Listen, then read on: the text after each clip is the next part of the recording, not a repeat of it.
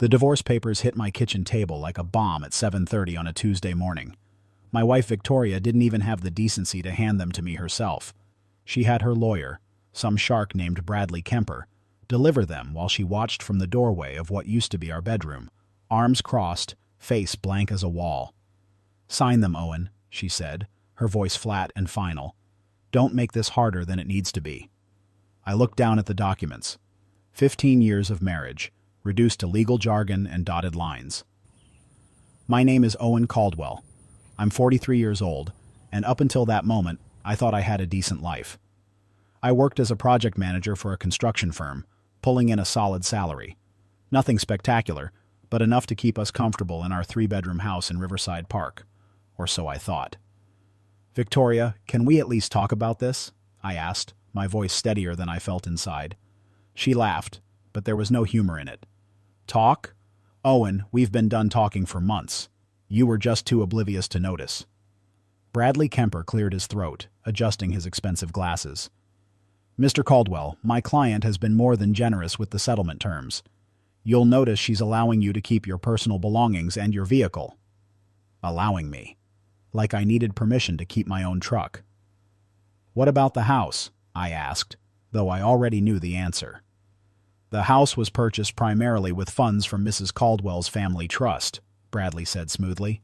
"As such, it remains her property. You have 72 hours to vacate the premises." I stared at Victoria. 15 years. We'd met at a company mixer when she was working in her father's real estate development firm. She was beautiful, confident, always knew exactly what she wanted. I fell hard and fast, and when she said yes to my proposal, I thought I'd won the lottery. Her father, Richard Ashford, never liked me. Made it clear from day one that his daughter was marrying beneath her station. But Victoria had insisted she loved me, that money didn't matter, that we'd build our life together. Turned out every word was a lie. "There's someone else, isn't there?"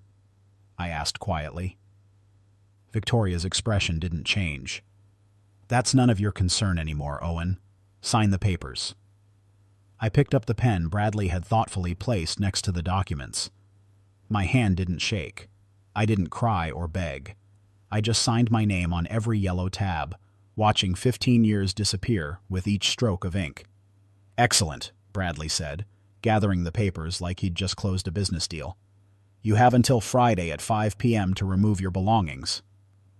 Victoria turned and walked back into the bedroom, closing the door with a soft click that sounded louder than a gunshot. I sat there for a long time after they left, staring at my coffee mug. It had "World's Best Husband" printed on the side. Victoria had given it to me as a joke on our 5th anniversary. I wondered if she'd been planning this even back then. If you're finding this story compelling, please hit that subscribe button and turn on notifications so you don't miss what happens next. Drop a comment below about a time when you discovered something unexpected, and smash that like button to help this video reach others who might need to hear this story. Now, let's continue. The next 3 days passed in a blur of packing boxes and avoiding memories. I loaded my truck with clothes, a few pieces of furniture Victoria didn't want, my tools, and a box of photographs I couldn't bring myself to throw away yet. My brother Tyler helped me move everything into a storage unit across town. "You can stay with me and Jessica for a while," Tyler offered as we loaded the last box. He was 2 years younger than me, ran his own HVAC business, and had always been the practical one in our family. "Appreciate it, but I think I need my own space," I said. "There's a furnished apartment complex near the industrial district. Month-to-month lease. Nothing fancy, but it'll work." Tyler studied me with concern. "Owen, you doing okay? You seem too calm about all this." I closed the storage unit door and locked it. "What's the point of falling apart, Ty? She made her choice. I just need to figure out what comes next." The apartment was exactly what I expected. Small studio with a kitchenette, a bathroom where you could sit on the toilet and wash your hands in the sink simultaneously, and a Murphy bed that creaked every time you moved. The previous tenant had left a broken coffee maker and a lingering smell of cigarettes. But it was mine. Nobody could take it away. I spent the first week in a strange kind of numbness, going through the motions at work, coming home to my empty studio, eating takeout from the Chinese place downstairs. My coworkers had heard about the divorce through the office grapevine, and they treated me with that awkward sympathy people show when they don't know what to say. My boss, Greg Hoffman, called me into his office on Friday afternoon. "Owen, I'm worried about you," he said, gesturing for me to sit. "Your work's been solid, as always, but you seem checked out. You taking care of yourself?" "I'm fine, Greg. Just adjusting to some changes." He nodded slowly. "Listen, I've been divorced twice. I know what you're going through. If you need some time off, just say the word." "I'd rather stay busy," I said honestly. "Work keeps my mind occupied." That was true. At the construction site, I could focus on schedules, materials, crews, problems with actual solutions. Not like my personal life, which felt like trying to rebuild a house after a tornado had torn it to the foundation. 2 weeks after the divorce was finalized, Tyler called me late on a Sunday night. "Owen, you need to come to Dad's house tomorrow," he said, his voice tight. "Mom's estate lawyer finally contacted me. Apparently, there are some things we need to go through." Our mother, Patricia Caldwell, had passed away 3 years ago from cancer. It had been brutal, watching her fade over 6 months, but she'd faced it with the same quiet strength she'd shown her whole life. Dad had died when Tyler and I were teenagers, and Mom had raised us alone, working 2 jobs to keep us fed and in decent schools. "What kind of things?" I asked. He wouldn't say over the phone, just said it was important and we both needed to be there. The lawyer, a man named Howard Preston, met us at Mom's old house the next afternoon. Tyler had inherited the house, a small 2-bedroom ranch in an older neighborhood, and he'd been slowly fixing it up with plans to sell it eventually. Howard Preston was in his 60s, wearing a suit that had seen better days and carrying a worn leather briefcase that looked older than me. "Gentlemen, thank you for meeting me," he said, shaking our hands. "I apologize for the delay in contacting you. Your mother's estate was straightforward, but there was one item that required special handling." He opened his briefcase and pulled out a manila envelope, thick and sealed with red wax. "Your mother left specific instructions that this envelope was only to be opened 3 years after her passing, and only in the presence of both sons. She was very clear about the timing." Tyler and I exchanged glances. Mom had always been precise about things, methodical in a way that sometimes drove us crazy. But 3 years? What could possibly require that kind of delay? Howard handed me the envelope. "The contents belong to both of you, though your mother indicated Owen should be the one to open it." My hands trembled slightly as I broke the wax seal. Inside was a handwritten letter in Mom's careful script, and beneath it, a black bank card with my name embossed in silver letters. Not a credit card. A debit card from First National Trust, one of those old-school banks that wealthy families used. I unfolded the letter and began reading aloud. "My dearest Owen and Tyler, if you're reading this, I've been gone 3 years, and I hope you've both been taking care of each other. I've kept a secret from you your entire lives, not out of shame, but because I wanted you to grow up normal, without the complications that money brings. Your father wasn't just a mechanic who died in an accident when you were boys. He was James Thornton Caldwell III, heir to the Caldwell manufacturing fortune. When we fell in love, he walked away from his family's money to build a life with me on our own terms. His family never forgave him, and after he died, they tried to claim you boys. I fought them in court and won custody, but the price was that I had to refuse any financial support from them. However, your father had set up a trust before his death, one his family couldn't touch. He stipulated it couldn't be accessed until both of you were adults and established in your own lives, with a 3-year waiting period after my death to ensure you'd learn to stand on your own feet first. Owen, the bank card enclosed is connected to that trust. I've made you the primary trustee because you're the oldest, but Tyler has equal access. The funds are substantial. Use them wisely. Build something meaningful. And remember that your father loved you both more than any amount of money could express. All my love. Mom." The letter slipped from my hands. Tyler caught it, reading it again for himself while I stared at the bank card like it might bite me. "This is insane," Tyler said quietly. "Dad was rich? Mom never said anything.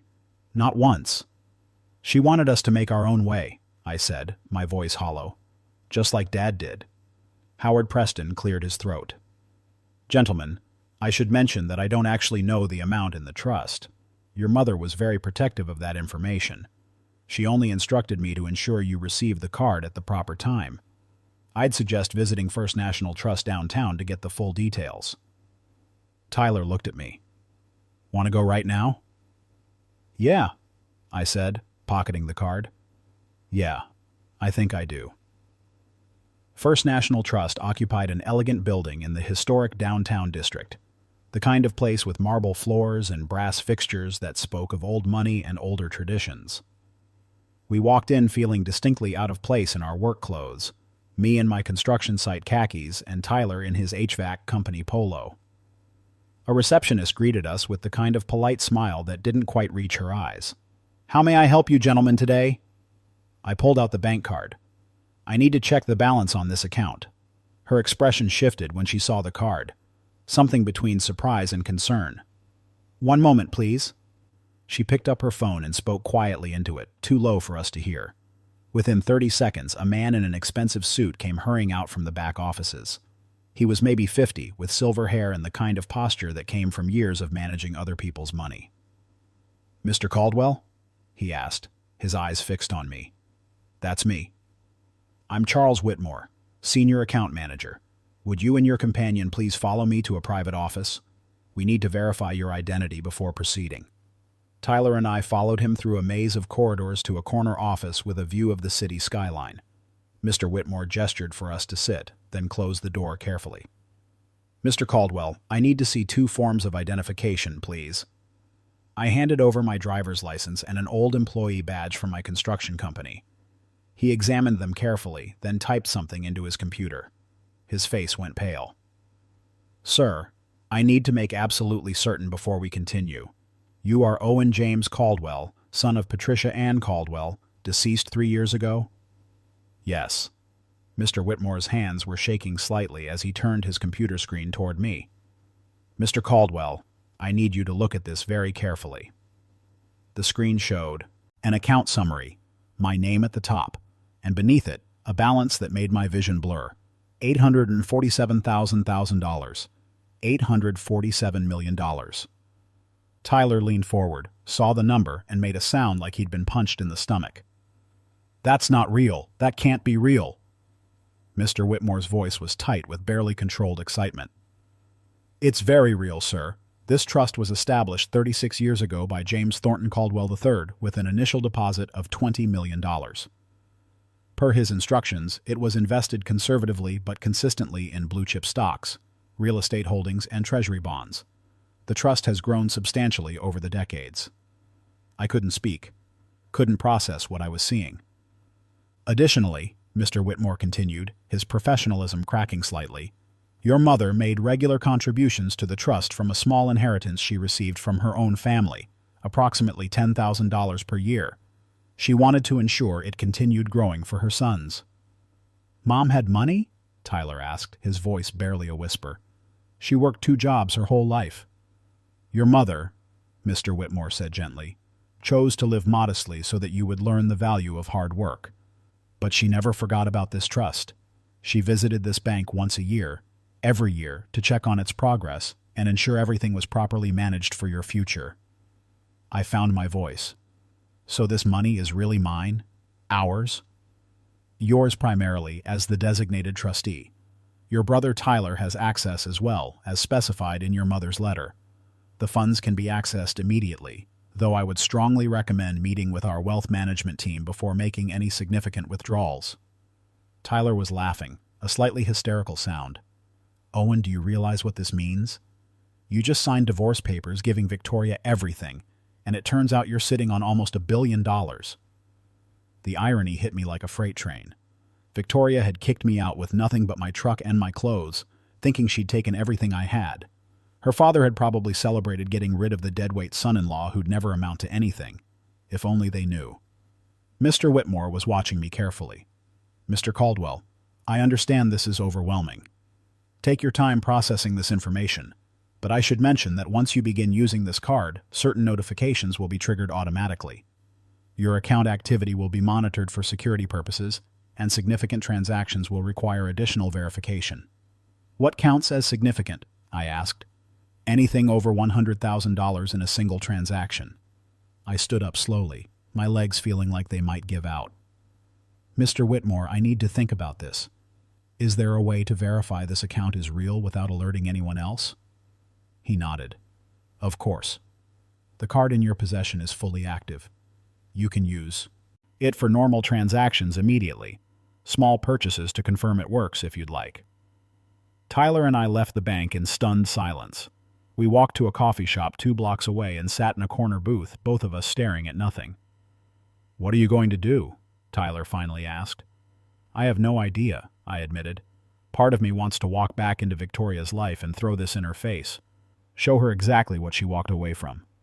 "That's your anger talking," Tyler said, though he was grinning.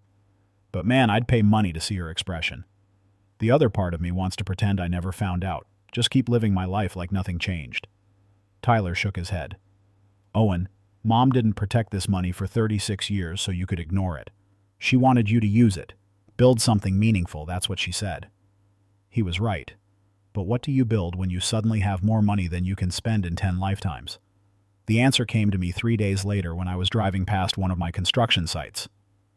We were renovating an old warehouse into mixed-use residential and commercial space, the kind of project that could revitalize a struggling neighborhood. But we'd hit funding issues, and the developer was talking about scaling back the affordable housing units to cut costs. I pulled over and made a call to Mr. Whitmore. "I want to buy the project," I said. "The whole development. What do I need to do?" 2 weeks later, I was the sole owner of a $20 million development project. I kept my identity as the investor hidden behind a shell corporation, and I kept working my regular job as project manager. Nobody knew the guy in the hard hat and dusty boots was actually the owner of the entire operation. I restructured the project to include more affordable units, better green spaces, a community center, things that would actually help the neighborhood instead of just maximizing profit. My construction crew thought the new investor was crazy for spending money on extras that didn't generate immediate return. But it felt right. It felt like building something meaningful. Tyler used his share of the trust to expand his HVAC business, buying new equipment and hiring more technicians. We agreed to keep the money secret from everyone except our wives. Well, Tyler's wife, Jessica. I didn't have a wife anymore. I thought I was handling it all well until I ran into Victoria at a charity gala 3 months after our divorce. I'd been invited because my shell corporation had made a significant donation to the Children's Hospital, and apparently that came with tickets to their annual fundraiser. She was wearing a dress that probably cost more than my old monthly salary, hanging on the arm of a man I didn't recognize. Tall, athletic, with the kind of fake tan that came from too much time at expensive resorts. Victoria saw me and her eyes widened in shock. I was wearing a tuxedo I'd bought for the occasion, and I probably looked different than the broke ex-husband she remembered. "Owen?" she said, her voice uncertain. "What are you doing here?" "Same as everyone else," I replied calmly. "Supporting a good cause." Her date extended his hand. "Preston Hargrove. And you are?" "Owen Caldwell, Victoria's ex-husband." Preston's grip was crushing, probably trying to establish dominance. I didn't react. "Owen works in construction," Victoria said quickly, like she needed to explain my presence. "I'm surprised you could afford tickets to this event." "I manage," I said simply.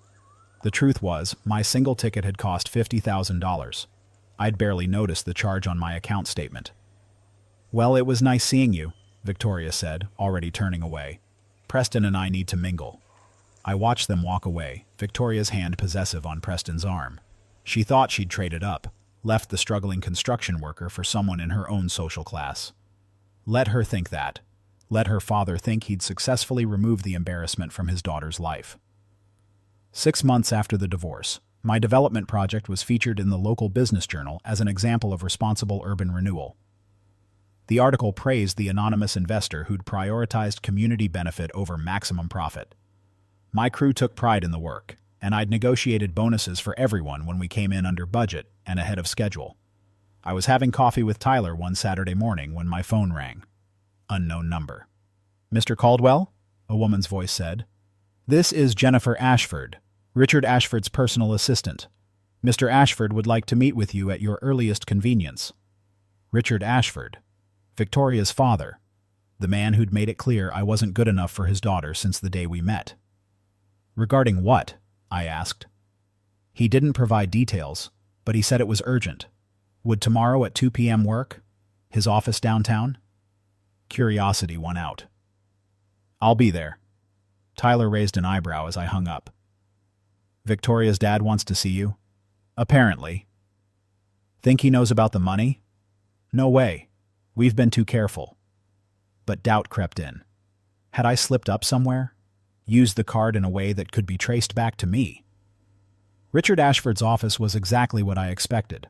Top floor of the newest high-rise, panoramic views of the city. Furniture that cost more than most people's cars. His assistant led me into his private office where Richard sat behind a desk the size of my Murphy bed. Owen, he said, not standing or offering to shake hands. Thank you for coming. Mr. Ashford. I sat in the chair across from him without being invited. He studied me for a long moment. I'll get straight to the point. Victoria wants to reconcile. Of all the things I'd expected him to say, that wasn't on the list. Excuse me? My daughter has realized she made a mistake divorcing you. She's ended her relationship with Preston Hargrove and would like to explore the possibility of getting back together. I almost laughed. And you're here to facilitate that? I'm here because Victoria asked me to reach out. She was afraid you wouldn't take her call. She was right.